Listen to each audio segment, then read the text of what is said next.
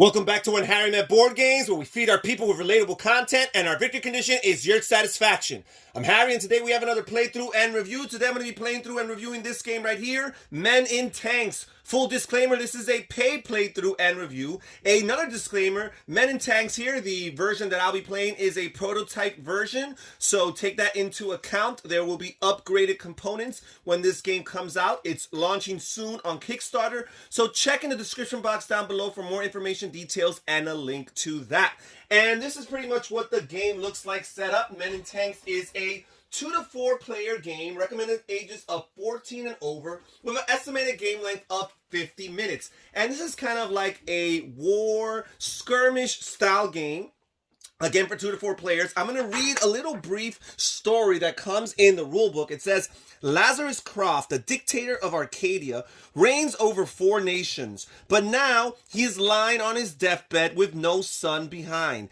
Therefore, he orders a dramatic battle among the 4 generals, which decides who will win the throne with complete power over the whole empire. The battle takes place at Cloverfield, a place covered by rocks, deep blue lakes, and grassy fields. So the game comes with a bunch of modes. Here we're going to be playing the Capture the Flag mode. The full version of the game will come with other modes that you can experiment with, like Full Army, Plunder, the Commander, 4 Flags, and Battle Royal.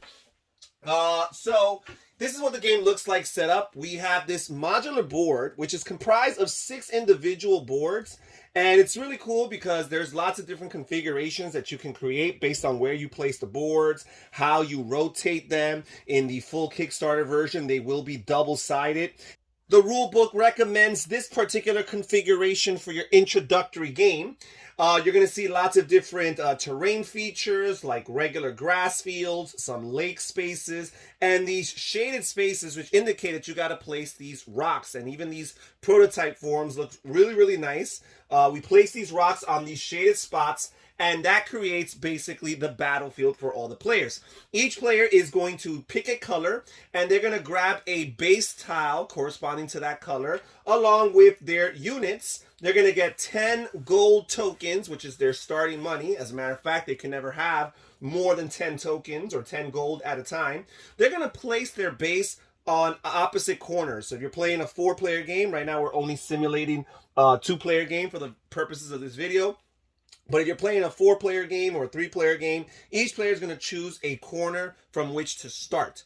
You're also going to, in the Capture the Flag mode, you're going to grab the flag and you're going to put it in the center board on the rock that is further away from the starting player. So for the purposes of this video, the blue player will be the starting player. There's other materials that the game comes with, other components, including trucks and tanks as your vehicles. You have spare gold, you have some bridge tiles, and other tiles that players are going to be using. You have a bunch of tokens that we're going to be randomly drawing throughout the game that you place in a bag. I'll explain more about those as we proceed. Now, there are 2 different action modes that players can choose. They can either choose the dice mode, in which they will roll a die, and this will determine how many actions they take, or they can play with a hand of cards. And basically the hand of cards would simulate the randomness of the die, except it would be a little bit more predictable or deterministic, because you can choose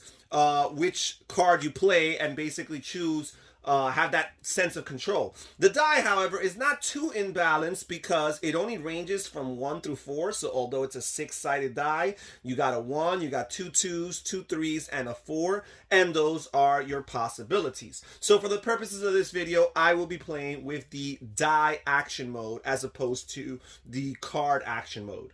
So now we're going to simulate a few turns to give you guys an idea as to how the game plays. Again, we're going to be starting with the blue player here on the left side. And the first thing you do on a player's turn is you decide either to roll the die. That means you're planning on taking some actions this turn.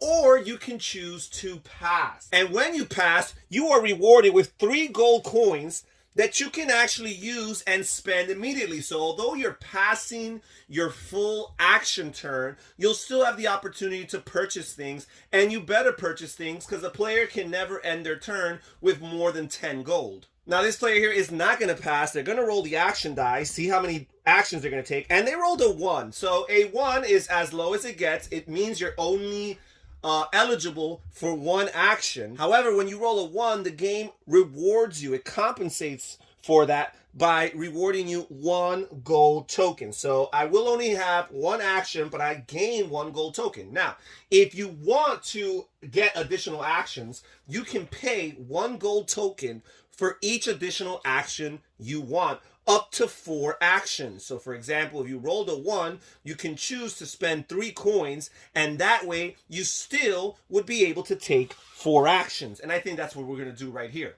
So this player here has 4 actions. Now they could also choose to purchase things at the beginning of their turn or at any point in their turn.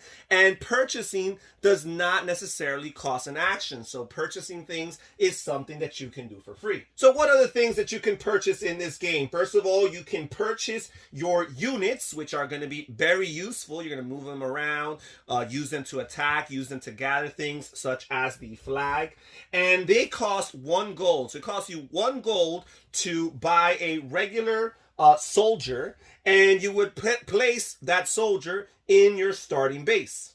Another thing you can buy on your turn is a truck, and a truck would cost 2, and a truck is a vehicle that you can use to move more efficiently, more effectively. And as you can see, these trucks have slots for you to place your soldiers inside, because the way vehicles work is they cannot move unless a soldier is actually inside of them to operate. Makes sense, right? And the same goes for the tank. However, the tank is more of an offensive type vehicle. It can cause much more devastation and destruction, and it only has a spot for 1 soldier at a time. And the tank actually costs 3 gold to get one. So we're going to spend 3 gold, and we're going to grab a tank, and we'll place it in the base, and we'll have our soldier go inside the tank, so that tank is operable and it can now move. Players can also purchase gear, which is represented by this little piece right here. And basically you put it on a soldier, and now a soldier is a specialist with upgraded abilities, and gear costs 1 coin. Players can even purchase things for the terrain. You can purchase a bridge here and place it over a body of water in order to be able to cross it. Players can build these anti-tank barriers, which basically serve as impenetrable barriers for different vehicles. So vehicles who won't be able to traverse over them, or vehicles who are already on one of these barriers won't be able to move anymore. Players can even purchase additional rocks and add them to the terrain. All of these different features, the bridge and the anti-tank barrier and the rocks, will each cost you 1 gold coin apiece. So this player here, they're done with their purchasing. Now they're going to actually utilize their actions. And remember that I paid 3 additional coins in order to get 4 actions for this turn. So what are the actions a player can take on their turn? One of the most obvious and most useful actions a player can take on their turn is the moving action. You need to be able to move across the field. Remember that for this particular game mode, what we're trying to do is we're trying to go and capture the flag and actually retrieve it back to our starting base. Now, each of these field spaces that a player moves over is going to cost them 1 action. So this would be 1. And if we choose to move forward, it would take additional actions. Now, a player can move up and down, left and right, but you cannot do any movement or any other action, for that matter, diagonally. So this player would not be able to move from here to here. Instead, they would move here for a 2nd action. And we're just going to turn them this way. They're going to move up here for a 3rd action. And then finally up here for their 4th and final action of their turn. Now we're going to go to the red player over here. They're also going to roll the action die, and they rolled a 2. So they're going to be able to get 2 actions, but again, they could pay additional coins to buy additional actions up to 4. So they're going to pay two more coins. They're going to get a total of 4 actions. They're going to start with their purchase phase, which they will pay 1 coin for a soldier and an additional 3 for a tank as well. They will place their soldier in their tank, and while they're at it, they'll pay 1 more coin in order to upgrade their soldier. They're going to place one of these little pieces here, their gear, on top of their soldier, and now their soldier is a specialist. Now, what are the differences between a specialist and a regular soldier? First of all, a specialist has increased combat. They have the same range as a regular soldier. A regular soldier can only attack another target that's one space away. Same thing with a specialist. However, the specialist now has the explosive attack of a tank, which means they would destroy anything they successfully attack. Also, a specialist makes the vehicles more effective because he will be able to make a truck, for example, move one additional space for free, and he would increase the range of a tank by one. So normally, a soldier that's inside of a tank would have a range of 2 spaces as opposed to 1, but a specialist within a tank would up that range all the way to 3. So now that we're done purchasing for the red player, we're going to use their 4 actions. They rolled a 2, plus they paid 2 gold coins. And they're going to go 1, 2, 3, and 4. Again, remember, you cannot move diagonally. You cannot take actions diagonally. It must be up, down, or left and right. We'll move back to the blue player here. They're going to roll their die, and they rolled a 2. And they're running out of money, so they really want to think through whether or not they want to spend coins for this. And they will. They're going to spend 2 gold coins to get 2 more actions. And they're going to choose to move. Now, they're actually going to choose to run through these rocks because a tank that enters into the space of a rock would immediately destroy that rock. The tanks pretty much destroy anything that they run over or they enter the same space with. Now, when a player destroys a rock for whatever reason, they're going to grab this bag here and they're going to randomly draw a token to show what was inside of that rock. And in this case, we randomly drew this death token. And this is actually the worst thing I could have possibly drawn. And this is one of the reasons why you want to think twice before running over a rock or destroying a rock. Because what happens when you draw a death token is that anything that's within a 3x3 radius, so you would look at this 3x3 radius right here, anything within that square is going to be automatically and immediately destroyed. So in this case, I basically just triggered a bomb that killed me. Now, once you are done with the token and whatever its effect is, you simply discard it and set it to the side. You do not put it back inside of the bag. So that was pretty dumb on my part. I did not successfully accomplish what I wanted to do. I was hoping to get something else out of it, either a gold coin or a medal. Those are potential items that you can find inside of rocks. Gold coins, obviously valuable for obvious purposes, but also the medals are valuable as well. Sometimes in certain scenarios, they're very important. And even in this regular capture the flag mode, if you exchange a medal, you can always exchange it for 2 gold coins. So basically, it's very, very valuable. So I was hoping for something like that. Instead, I drew the death token and I met my demise. Now, although the player did suffer this great casualty, not all is lost, because when you're playing with the dice action mode as opposed to the card action mode, there is an additional benefit that is allowed, which is referred to as redistribution. Whenever units are destroyed, either by an opponent or by some other neutral factor, as in this case with the rocks, there's going to be some money redistributed among the attacker and the defender, and in this case, only the loser here, which is the blue player here, they're going to get that money back. So I lost a soldier and a tank in that defeat, in that explosion. A soldier costs 1 coin and a tank costs 3 coins. So this player here is going to get 4 coins back. So at least that keeps the player not feeling as frustrated. There is no elimination in this game, really. You can keep on going, and again, you're always going to get your money back for some of the casualties you lose. Now, if I would have lost to a other player, what would have happened is we would have split that money 50-50. So they would have gotten 2 coins and I would have gotten 2 coins. In the event that it's an odd number that cannot be equally divided, then the leftover or the remainder would go over to the defeated player, the player who lost their soldiers. So now this player still has 2 actions. I rolled 2 and I paid for an additional 2, so I could still take 4 actions. And I could still purchase some units and put them right back. So I will use 1 gold coin and an additional 3 to get my soldier in here, again, inside the tank. And I think while I'm at it, I'll pay an additional 1 to make him, get him some gear, make him a specialist. And now I have 4 actions. I've got 1, 2. I did clear some space at least by destroying that rock. So let's look at the positive. 3 and 4.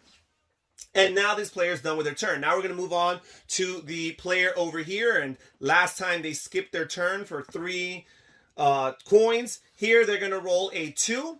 So they got 2 actions. Let's see if they want to spend any coins to get additional actions. They're actually going to choose not to spend money for the additional actions. They're going to try, just like this player over here, to run over a rock and see what they find. So let's see here. We're going to draw a token randomly from this bag.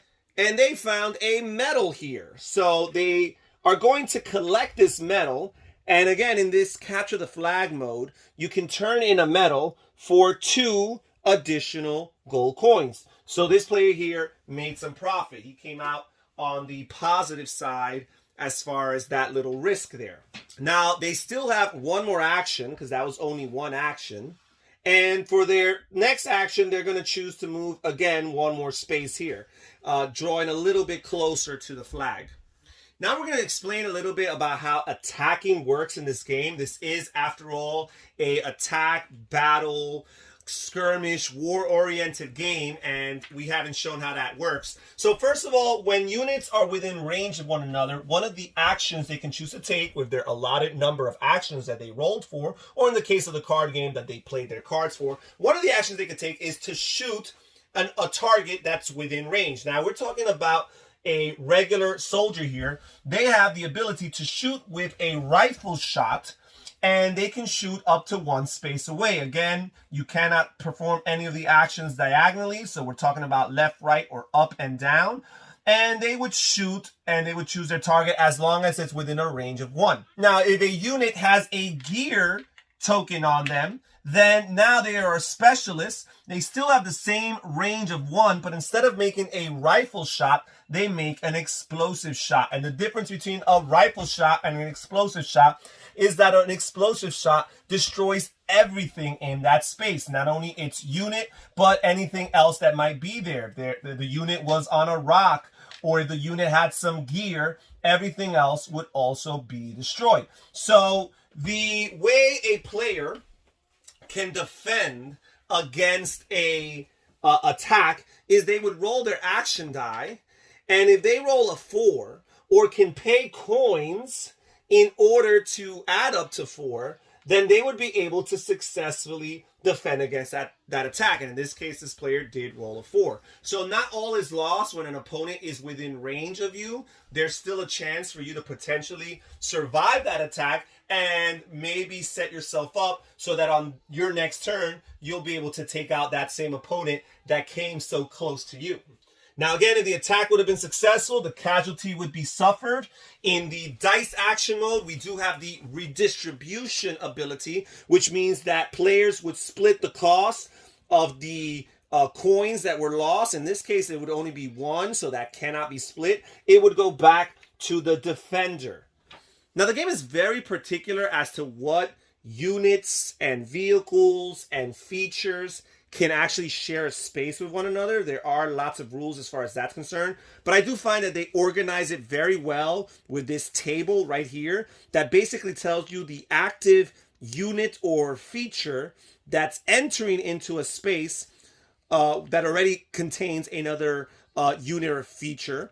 And basically it gives you this little pie chart with different colors, and here's a key to interpret that pie chart, and it basically tells you what would happen if you enter a space with something else. In the case where you have multiple colors, the active unit would pick whichever one of these options is most convenient to them. So sometimes it's something as simple as the units can share the same field. Sometimes the passive unit, that is the unit that was already there, would be destroyed. Sometimes both units are destroyed. In other cases, the units merge. So that usually is when a soldier is entering into the space of a of a vehicle, let's say, or in other cases, they just simply cannot share the same field. And in that case, you cannot even move that unit into the same field as that other unit and or feature.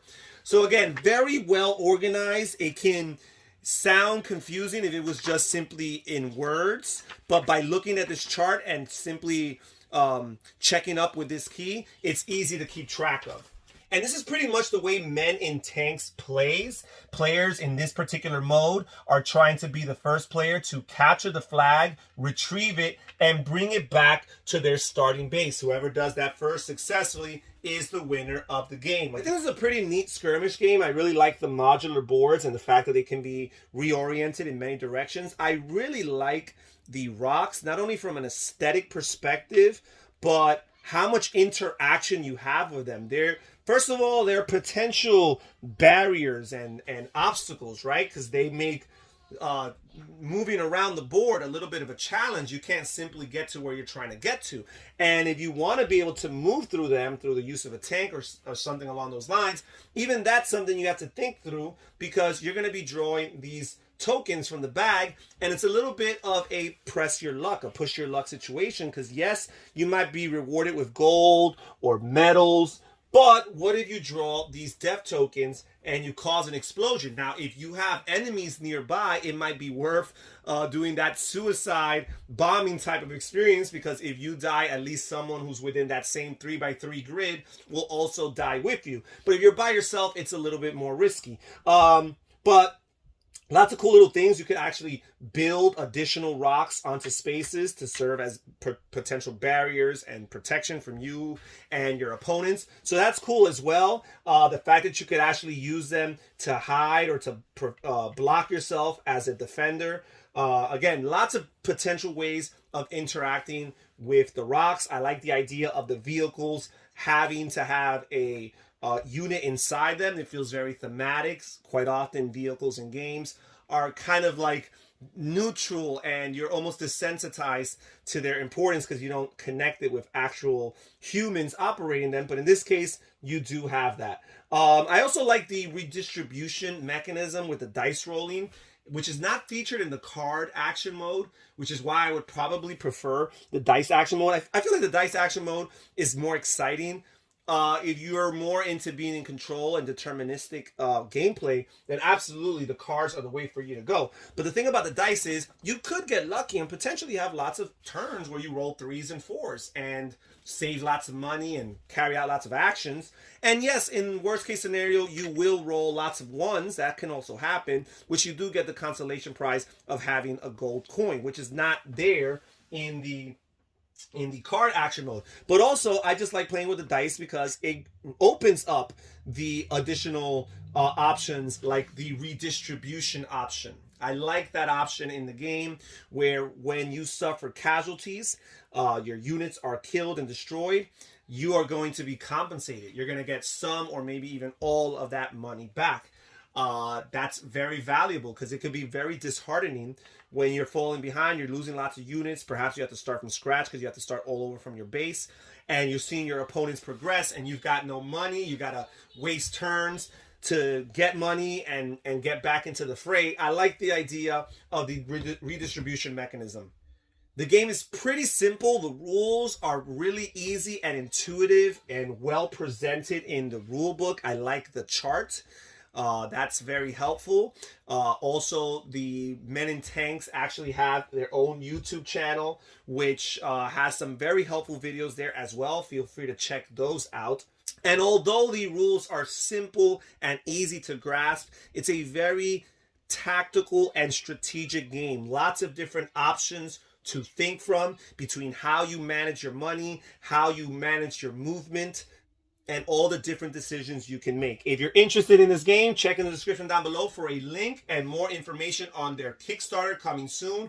Thank you so much for joining us here on Harry Met Board Games. This is Harry saying take care, everybody. Stay safe, stay healthy, and have fun gaming. Bye-bye.